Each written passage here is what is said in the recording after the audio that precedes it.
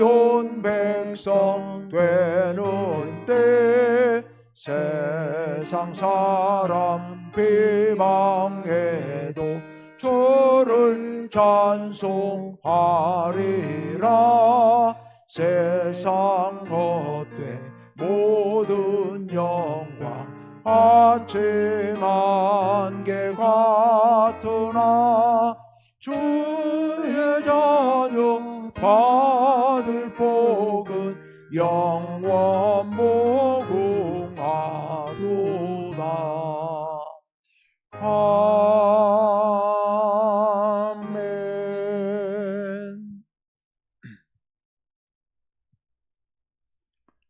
요즘 우리나라 정치 상황을 뉴스를 통해서 보고 있으면 어떠세요, 여러분? 한마디로 속이 터지죠. 예, 이게 뭐 나라가 이런가 하는 생각들이 많이 드실 거예요. 근데 민주주의 국가가 그렇습니다. 민주주의 국가가, 우리는 민주주의를 그렇게 피 흘리면서 쟁취한 역사가 그리 길지는 않습니다만은, 조금 오래된 나라들도, 우리보다 좀 더 오래돼서 한 200여 년 지난 그런 나라들도 엄청나게 싸웠죠.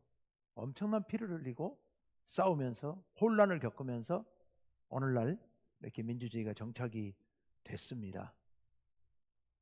이게 독재를 하자면 질서 있고 깔끔하고 좋긴 하겠지만, 그거는 우리 국민들이 원치 않는 일이고 바람직하지도 않고요. 조금 어수선하고 복잡하지만, 그러나 그럼에도 불구하고 질서를 잘 찾아 나가면, 민주적인 질서를 찾아 나가면 그게 가장 좋은 것이죠. 물론 언제나 그렇게 된다는 보장은 없습니다. 잘 안 될 수도 있습니다. 어려움이 생길 수도 있습니다. 그래서 이제 국민들이 여기에 관심을 갖고 또 힘을 쏟고 해야 되는 일이죠. 오늘 왜 그런 얘기를 하느냐? 오늘 말씀에도 바로 그런 민주정치가 이렇게 성장해 오는 과정에서 생겨나는 대혼란, 그 상황을 본문에서 잘 얘기해 주고 있습니다. 그래서 그런 말씀을 잠깐 드렸고요. 오늘 말씀 사도행전 19장 21절에서 41절 말씀인데, 바울이 3차 전도 여행 때 에베소에서 복음을 전했죠. 에베소에서 대략 3년 정도 복음을 전했습니다. 그래서 그 터키 서쪽 지역에 에베소 교회가 아주 거점 교회가 되어서 그 주변에 있는 수많은 지역에 복음을 증거하는 복음의 전진기지 역할을 하게 됐습니다. 지난주에 제가 그 말씀을 드렸습니다. 그래서 이제 두란노 서원에서 3년 동안 말씀을 열심히 가르쳤고, 그래서 많은 사람들이 예수를 믿었고, 마술하던 사람들이 마술책을 은 5만 데나리온 어치의 마술책을 가져와서 자발적으로 다 불태워버리는 그런 위대한 역사가 일어나게 됩니다. 사회가 복음으로 깨끗하게 되어가는, 변화되어가는 그런 모습이 나타나고 있는 거죠. 올해 우리 교회 주제 표어가 올해 세상을 바꾸는 거룩한 공동체인데요, 어쩌면 에베소 교회, 에베소 지역, 에베소라는 도시가 이렇게 복음이 들어가자 은 5만 데나리온이라고 하는 엄청난 값어치의 마술책들을 가져다가 다 자발적으로 불태워버리는, 사회가 그렇게 변해가는, 바뀌어가는 그런 모습을 볼 수 있었습니다. 이거 지난번에 드렸던 말씀입니다. 자, 이제 오늘은 에베소 선교 마지막 단계에서 있었던 하나의 에피소드와 연결된 내용들입니다.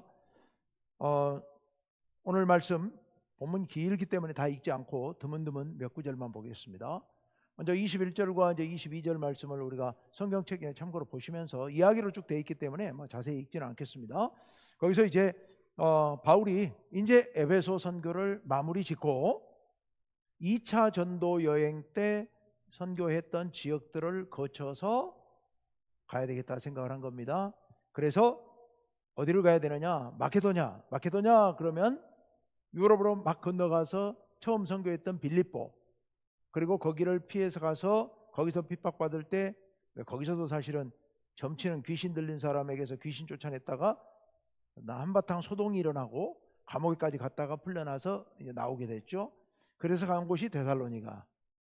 그리고 또 데살로니가에서 3주 있었는데 유대인들이 쫓아와서 못 살게 하는 통에 다시 어디로 갑니까? 베레아로 가서 복음을 전하다가, 그리고 베레아에서 다시 또 쫓겨나서 어디로 가죠? 아덴은 뭐 그렇게 복음을 오래 전하지는 못했고요. 고린도로 가죠, 마지막에. 그래서 고린도에 가서 2차 전도 여행을 마치게 되는데, 고린도에서 또 긴 시간 머무르면서 고린도 교회가 아가야 지역, 그러니까 그리스 남쪽의 아카이아라고 하는 지역, 펠로폰네소스 반도하고 아테네에 있는 이쪽 지역이에요. 그쪽 지역의 중심 교회로 고린도 교회를 세워 놓게 되죠. 그리고 배 타고 이제 원래 출발했던 안디옥으로 가서 이제 3차 전도 여행을 다시 출발한 겁니다. 2차 때 지금 그렇게 했던 거예요.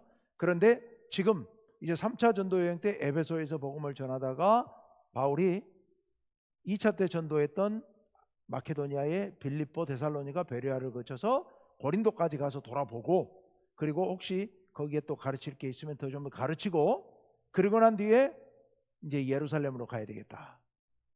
예루살렘으로 간다고 하는 것은 굉장히 위험한 일입니다. 왜냐하면 바울이 복음 전하는 것에 대해서 몹시 불편해하고 아예 그냥 일을 가는 사람들이 있었다. 바울을 죽여 없애야 된다. 왜냐하면 바울이 전도함으로 인해 가지고서 예루살렘 교회 중 성전 중심의 예루살렘 성전 중심의 이 구약 신앙이, 유대인들의 신앙이 자기들이 많은 손해를 보고 피해를 입는다고 생각을 한 겁니다. 또 바울이 성전 신앙을 공격하기도 하고 또 율법주의를 공격하기도 하고, 이러니까 바울을 없애겠다는 사람들이 예루살렘에 모여 있기 때문에 그거 굉장히 위험한 일인데 거기까지 가겠다. 그리고 예루살렘을 거쳐서 로마로 가서 로마에 가서 복음을 전했으면 좋겠다. 여기에는 이제 로마까지만 나와 있습니다만 로마를 거쳐서 스페인까지 가서 복음을 전하겠다라는 게 바울의 계획, 그 긴 계획이에요. 그래서 자기가 출발하기 전에 먼저 두 사람을 보내게 되죠. 디모데와 에라스도, 이 두 사람을 먼저 에베소에서 마케도냐로 파송을 하게 됩니다. 그래 놓고 바울은 에베소에서 좀 더 머무르게 되었죠. 그런데 그때 좀 더 머무르는 동안에 에베소에서 큰 소동이 일어나게 됩니다. 데메드리오라고 하는 사람이, 데메드리오가 뭐 하는 사람이냐? 은을 가지고 신상을 만드는 사람. 근데 에베소라고 하는 도시가 아르테미스, 성경에 아데미라고 하는 여신을 섬기는 신전이 있는 도시예요. 근데 아르테미스는 원래 그리스의 그 올림푸스 산에 있는 12신이 있는데 그 중에 한 신이고 사냥의 신이에요. 그런데 그 신을 여기 에베소에 가져와서 에베소에서 거대한 신전을 세우고 에베소에서 그 신을 섬기는데, 에베소 사람들은 원래 자기들의 전통에 따라서 이 아데미 신을, 여신을 출산의 신, 모든 만물을 낳은 어머니, 이렇게 섬깁니다. 그래서 그 주변에 있는 수많은 지역에 있는 많은 사람들이 바로 이 에베소에 와서 아르테미스 신, 아데미 신에게 제사 지내는 것, 이것을 굉장히 그들이 바라고 소망하는 그런 일이었던 겁니다. 그래서 에베소 사람들은 자기 도시가 이 아르테미스 신을 섬기는 신전이 있는 것, 아르테미스 신을 섬기는 것, 이것을 굉장히 뿌듯하게 자부심을 가지고 내세우면서 그렇게 살던 때입니다. 그 당시에 이제 그리스식 도시국가들이 주변에 많이 있었는데 그 도시들마다 독특한 자기들의 도시의 색깔을 내세우면서 그걸 통해서 자기들의 세력을 과시하고 이름을 나타내려고 하는 그런 흐름이 있었습니다. 요즘 우리나라에 각 도시들이 도시 고유의 축제도 만들고 뭐 특산품도 개발하고 이런 것과 비슷한 그런 분위기였던 것 같아요. 그런데 에베소라고 하는 도시는 이 아르테미스 신전이 있는 거, 이게 최고의 영광이었고 최고의 자랑이었던 거예요. 근데 여기 데메드리오라고 하는 사람과 수많은 여러 사람들이 이 아르테미스 신상, 신 여신과 그리고 아르테미스 신을 섬기는 신전, 요 신전을 모양을 만들어 가지고, 은으로 만들어 가지고 이걸 비싼 값에 이 에베소의 그 아데미 신전에 와서 제사 드리러 온 사람들에게 비싼 값을 받고 팔았던 거예요. 굉장히 인기 있는 그런 인기 품목이었다. 그러다 보니까 많은 돈을 벌었고, 그걸로 돈 버는 사람들이 여러 사람이 있어서 하나의 조합처럼 이렇게 돼 있었던 것 같아요, 그때 상황이. 자, 그런데 이 데메드리오라고 하는 사람이 요 아데미 신을 만들고 그 신전 모양을 만들어서 많은 돈을 벌고 있었는데, 그 직공들하고, 자기 공장의 직공들하고 그 업을 같이 하는 조합의 조합원들을 모아가지고서 그들을 모아놓고 이렇게 연설을 합니다. 당신들이 알겠지만 우리가 이렇게 부자로 풍족하게 살고 있는 것은 바로 우리 아데미 신상 때문이고 아데미 신을 섬기는 신전 때문 아니냐라고 하면서 뭐라고 얘기를 하느냐. 26절 같이 읽어봅시다. 다 같이요. 시작. 이 바울이 에베소뿐 아니라 거의 전 아시아를 통하여 수많은 사람을 권유하여 말하되 사람의 손으로 만든 것들은 신이 아니라 하니. 아멘. 거기까지. 예, 거기까지만. 바울이 에베소뿐 아니라 거의 전 아시아를 통하여서 바울이 복음을 전해가지고 그 아시아 지역, 그러니까 터키 서쪽 지역이에요. 그 아시아 지역에 수많은 사람에게 말하는데 뭐라고 말한다고요? 넷째 줄에 사람의 손으로 만든 것들은 신이 아니다 라고 얘기한다는 거죠. 사람의 손으로 만든 신상들을 얘기하는 거죠. 대표적으로 자기들의 뭐요? 어떤 신요? 아데미 신. 이 아데미 신상을 사람이 만들었거든요. 사람이 만들어 세워놓고 그게 아데미 신이라고 섬기는 거예요. 이게 신이 아니다, 이렇게 얘기를 한다는 겁니다. 그래서 27절에 이렇게 얘기를 합니다. 다 같이요. 시작. 우리의 이 영업이 천하여질 위험이 있을 뿐 아니라 큰 여신 아데미의 신전도 무시당하게 되고 온 아시아와 천하가 위하는 그의 위엄도 떨어질까 하노라 하더라. 아멘. 그가 이렇게 지금 선동을 하고 있습니다. 세 가지 우려가 있다는 거예요. 세 가지 우려가. 그 세 가지 우려가 첫째 뭐예요? 첫째 줄에 이 영업, 우리 신상 만들고 신전 모양 만들어 갖고 팔아먹고 사는 이 영업이 천하여질 위험이 있다. 이거 무시당하고, 그렇게 되면 한마디로 말하면 돈벌이가 막힐 수도 있다는 겁니다. 그래서 우리의 이 생계가 위협을 받을 수도 있다. 이 사업 망할 수도 있다. 뿐만 아니라 둘째 줄, 큰 여신 아데미의 신전도 무시당하게 되고, 이 아데미 신전이요, 엄청난 신전이었다고 그래요. 고대 7대 불가사의 중에 하나였다고 합니다. 이 신전이요. 그 당시, 지금은 이제 그 당시 12개의 기둥 위에 121개의 기둥 위에 세워져 있었는데 그 중에 기둥이 한 개만 딱 남아 있어요. 한 개만. 그래서 그 규모를 짐작할 수 있고 터는 다 그대로 있고요. 엄청나게 거대한 신전을 지어놨었는데 이 신전이 무시당하게 될 수 있다. 그리고 온 아시아와 천하가 섬기는 아데미 신의 위엄도 떨어질까 하노라. 세 번째는 아데미 신의 위엄이 떨어질 것 같다. 자, 첫째는 뭐요? 우리 영업에 지장이 있다. 두 번째는 신전이 무시당한다. 세 번째는 아데미 신의 위엄이 떨어진다. 이렇게 세 가지를 얘기를 하고 있어요. 근데 여러분, 진짜 하고 싶었던 얘기는 뭐였을까요? 몇 번째 거? 첫 번째 거. 돈 문제예요. 먹고 사는 문제예요. 그 얘기를 하고 싶은데 핑계를 대고 있는 거죠. 핑계를 대고 있어요. 그래서 잘못하면 우리 사업 다 망한다.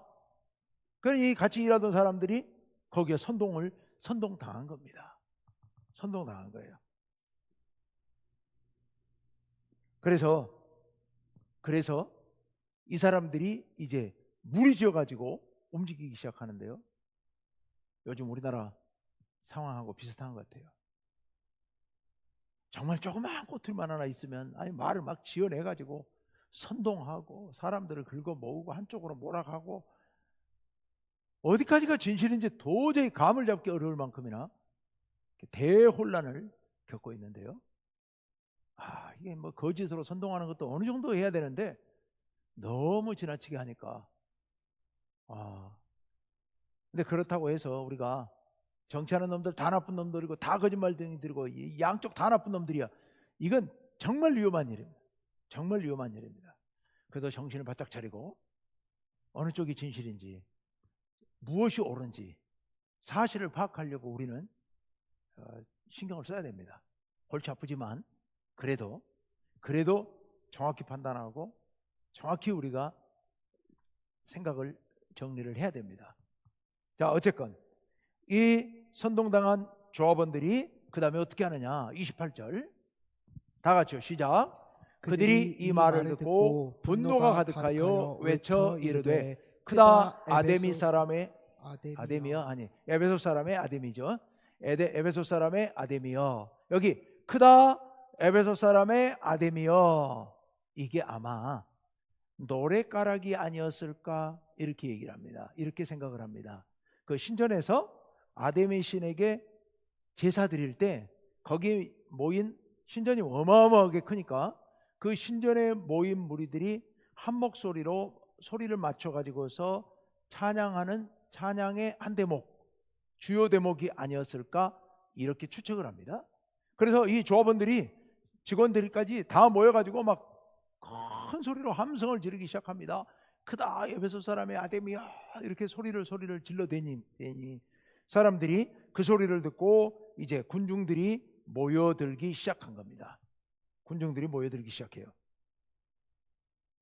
자, 그래서 이 소리를 듣고 29절에 가서 보면, 29절 읽지는 않겠습니다만은 온 시내가 그 일로 인해서 소란이 일어나기 시작합니다. 요란해집니다. 그래서 사람들이 그 소리를 듣고 막 몰려오기 시작합니다. 무슨 일이 있는가 해가지고 막 모여들기 시작합니다. 그리고 그 사람들은 늘 행사 때마다 또는 제사 지낼 때마다 모여가지고 그렇게 소리 질렀던 그 사람들이니까 그 소리에 같이 그냥 소리 지르고 동조하는 겁니다. 무슨 소리인지도 모르고 무슨 상황인지도 모르고 소리 지르면서 크다 에베소 사람의 아데미여, 그 소리를 막 질러대기 시작하는 겁니다. 그러면서 그 사람들이 바울과 함께 일했던, 바울과 함께 전도했던 가이오 그리고 아리스다고 두 사람을 붙잡아 가지고 연극장으로, 이 에베소의 연극장 또한 굉장히 유명한 연극장이에요. 지금은 이 연극장은 거의 터가 고스란히 살아 있습니다, 그대로. 근데요, 수용 인원이 25,000명, 25,000명. 지금부터 2000년 전 연극장인데 그 거대한 연극장, 그 안에 한꺼번에 수용할 수 있는 인원이 25,000명이 들어갈 만큼 그 거대한 연극장이 있어요. 그 연극장으로 사람들이 이 가이오와 아리스다고를 붙잡아 가지고 끌고 들어가게 됩니다. 자, 그러자 그 모습을 보고서 바울이, 자기 제자들이 끌려가니까 바울도 같이 그리 들어가려고 그러죠. 그랬더니 제자들이 뜯어 말리고, 그리고 아시아의 관원들, 당시 아시아의 관원이란 아시아 로마의 그 아시아 속주의 관원들이니까 로마 사람들도 바울을 아는 사람들이 말리고, 그래서 바울은 들어가지 않게 됩니다. 자, 그리고 들어온 사람들, 거기 모여든 시민들은 몇몇 사람이 이렇게 선동해서 막 와놓으니까 이게 무엇 때문에 모였는지, 왜 자기들이 여기 모여와 있는지도 모르는 거예요. 영문도 모르고 그냥 한쪽에서 막 떠들어대니까 막 떠들어대고 있는 그런 상황이 됩니다. 그래서 무질서하고 혼란스러운 그런 상황에 들어가게 되죠. 그때 유대인들이 알렉산더라고 하는 유대인 한 사람을 앞으로 내세워 가지고 네가 가서 왜 모였는지 이야기 좀 하라고. 그래서 알렉산더가 앞으로 나왔더니 또 거기 모인 사람들은 영문도 모르고 저 유대인이 앞에 나왔네. 유대인들은 아데미 신전에 도움이 안 되는 사람들이니까 막 거기서 또 소리 지르면서 크다 에베소 사람의 아데미어를 2시간을 외쳤다는 거예요. 2시간을. 그 34절 말씀 한번 읽어봅시다. 34절 다 같이요. 시작. 그들은 그가 유대인인 줄 알고 다 한 소리로 외쳐 이르되 크다 에베소 사람의 아데미여 하기를 2시간이나 하더니. 거의 정신이 없는 사람이에요. 거의 제정신이 아니에요. 이게요, 아니 어찌 이럴 수 있을까 생각하는데요, 그렇지 않습니다. 군중 심리라는 게 무서운 겁니다. 군중들이 모이면요, 이 판단력이, 이성적인 판단력이 확실하게 저하됩니다. 그래서 어떤 개인들이, 어떤 그 속에 있는 어떤 개인들이 이게 뭐지 하는 생각이 살짝 들다가도 너도 나도 막 외쳐대면 함께 거기 휩쓸려서 판단하게 돼 있습니다. 그래서 이렇게 모인 군중들, 뭔가에 휩쓸리고 있는 군중들의 판단력은요 4살 5살 아이 수준으로 저하돼 버립니다. 이게 군중의 심리예요. 그러니까 지금 상황이 완전히 뒤죽박죽인 상황이 된 거예요. 뭔지도 모르고 소리소리 질러대는 그런 상황이 된 겁니다. 자, 그런데 이 한 2시간 하고 나니까 목도 좀 쉴 때가 된 거 아닌가 싶어요. 저도 오늘 목 상태가 조금 안 좋은데, 월요일 날 어떤 교회 새벽에 집회가 있다고 그래서 설교하고 났더니 목이 많이 좀 가라앉았어요. 그래서 좀 이게 몰랐었는데 오늘 저녁에 제가 와 보니까 목이 좀 가라앉은 것 같으네요. 제가 목이 가라앉는 걸 굉장히 조심하는데 그렇네요. 2시간을 외쳤으니 이제 힘도 떨어질 때도 됐겠죠. 그래서 힘이 좀 빠질 때쯤 됐더니 거기에 서기장이 등장을 합니다. 여기 서기장은 로마의 관원이죠. 그래서 에베소를 관할하는 관청의 대표, 고위직 대표예요. 자, 35절입니다. 다 같이요. 시작. 서기장이 무리를 진정시키고 이르되 에베소 사람들아, 에베소 시가 큰 아데미와 제우스에게서 내려온 우상의 신전지기가 된 줄을 누가 알지 못하겠느냐. 이 서기장이 앞에 그 무리들이 2시간을 떠들어대는데도 불구하고 거기에 아무도 나와서 우리가 뭘 할 것인지, 왜 모였는지, 우리가 모여서 뭐 바울을 쫓아내자는 등 아무 얘기도 못해요. 그럴 능력도 없고 그럴 재주도 없는 거예요. 그리고 무리를, 군중을 뜻을 하나로 모아서 어떤 결론을 끌어낼 만한 그런 역량도 없으면서 막 떠들어대기만 한 거예요. 그런데 이제 로마의 관원, 이 사람은 훈련된 사람이니까 앞에 나와서 연설을 하는데, 야, 참 역시 좀 이런 것을 많이 다루어 보고 해본 사람답게 백성들을 안정을 시키기 위해서 먼저는 그들을 칭찬하죠. 그들의 비유를 맞춰주는 말들을 하죠. 그래서 서기장이 무리를 진정시키면서 에베소 사람들아, 우리 에베소시, 자랑스러운 에베소시 맞다는 거죠. 큰 아데미 여신, 아르테미스 여신과 제우스에게서 내려온 우상, 제우스 신이 하늘로부터 내려준 우상을 지키고 섬기는 신전지기, 너희들이 다 아데미 신전의 신전지기라는 거, 그건 누가 모르겠느냐? 다 알지 않느냐? 너희들 떠들지 않아도 세상이 다 아는 것 아니냐? 이렇게 인정하고요. 그리고 난 뒤에 이제 36절에 가서는 그 사람들을 진정시키기 위해서 이제 정치적인 연설을 하기 시작합니다. 자, 그러면서 37절에 가서 이제 그들에게 본격적으로 이야기를 합니다. 37절 다 같이요. 시작. 신전의 물건을 도둑질하지도 아니하였고 우리 여신을 비방하지도 아니한 이 사람들을 너희가 붙잡아 왔으니. 예, 아까 2사람, 바울의 제자 2사람을 끌고 왔잖아요. 끌고 왔는데 이 서기장이 보니까 이 사람들은 도둑질한 적도 없어요. 지금 아데미 신이여 막 이게 크다 에베소의 아데미 신이여 하고 있는데 아데미 신전을 해친 적이 없지 않느냐. 물건을 훔친 것도 아니고 그렇다고 비방한 것도 아니고 아무 일도 안 했는데 너희들 지금 무슨 짓을 하고 있는 것이냐 라고 그들에게 이야기를 하는 거죠. 그러면서 이제 38절에 가서 보면은 고발할 일이 있으면 절차를 밟아서 고발하고 고소해서 재판받게 해라. 그리고 만약에 그래서 뭐 총독에게 재판을 제기하든 뭐 하든 어쨌건 정상적인 절차를 밟아서 재판하면 되지 않느냐는 거예요. 그리고서 39절에 만약 그것도 아니라면 재판할 일이 아니라면 너희가 나를 정해서 민회를 소집하고, 민회 굉장히 중요한 단어인데요. 오늘 설교 제목이 교회가 어떤 존재인가, 교회가 어떤 곳인가 하는 얘기를 하면서 교회야말로 진정한 에클레시아다, 이렇게 제목을 붙여놨어요. 교회 진정한 에클레시아.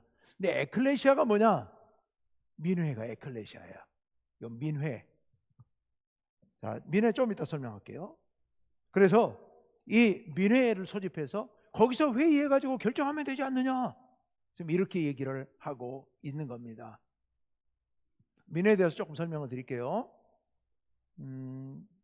민주주의가, 처음에 제가 민주주의에 대한 말씀을 잠깐 좀 드리면서 시작을 했는데, 민주주의가 최초로 시작된 데가 그리스 아테네예요. 그리스 아테네가 주전 예수님 오시기 한 500년 전부터 민주정치를 시작을 했죠. 근데 그 사람들이 민주정치를 했을 때 아테네는 인구가 많지 않은 작은 도시였어요. 그러니까 불과 뭐 몇천 명, 1, 2천 명 안 되는 그런 작은 도시였단 말입니다. 그곳에서 아테네라고 하는 도시에 중요한 의사결정을 할 때 백성들이 다 모여가지고서 투표로 결정을 했단 말이에요. 다 모여가지고 대표를 뽑는 게 아니라 국민들이 직접 모여가지고서, 요게 에클레시아입니다. 민회. 그게 그리스의 고유한 정치 문화였고, 이게 그때 아테네를 중심으로 해서 성장을 하다가 없어져요.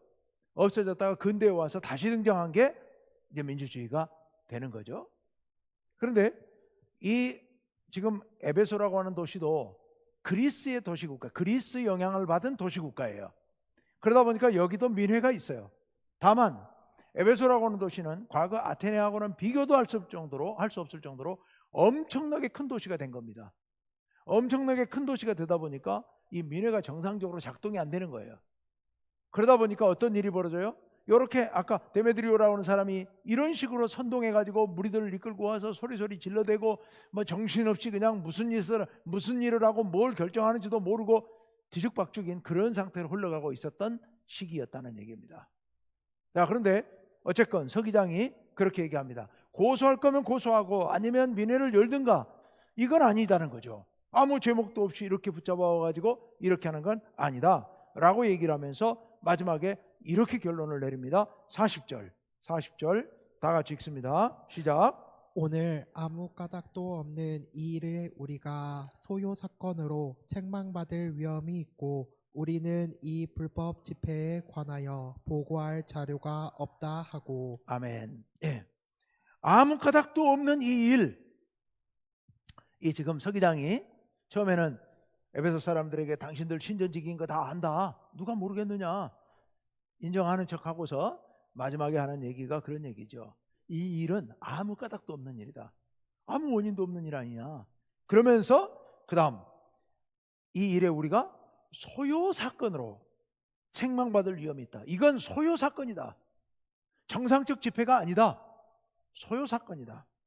그리고 셋째 줄에 가서는 한술 더 뜨죠. 우리는 이 뭐에 관하여? 불법 집회에 관하여 보고할 자료가 없다. 즉 우리가 책망받는다, 너희들이 좀 크게 잘못하고 있는 것이다 라는 것을 분명히 각인시켜 주죠. 그리고서 41절에서 짤막하게 해산시킵니다. 다 해산 끝. 오늘 말씀이 이렇게 끝나게 됩니다. 자, 오늘 말씀, 우리가 이 말씀에서 무엇을 생각해야 될까? 그리스의 아테네의 민주정치, 이 민회, 에클레시아라고 하는 이 민주적인 공동체, 굉장히 좋은 공동체였습니다. 자신들의 일을 주체적으로 모두가 참여해서 민주적으로 결정하는 아주 아름다운 공동체 정치 문화였어요. 민주적인 정치 문화였어요. 물론 그게 소박한 그런 공동체였을 때 통했던 거죠. 나중에 그 이제 문제가 생기고 없어지긴 합니다만은, 어쨌거나 그런 에클레시아를 본받아서 지금 이 에베소라고 하는 도시에서도 그런 민주적인 정치 문화라고 그런 게 뿌리가 남아있긴 한데, 이게 뒤죽박죽인 거예요.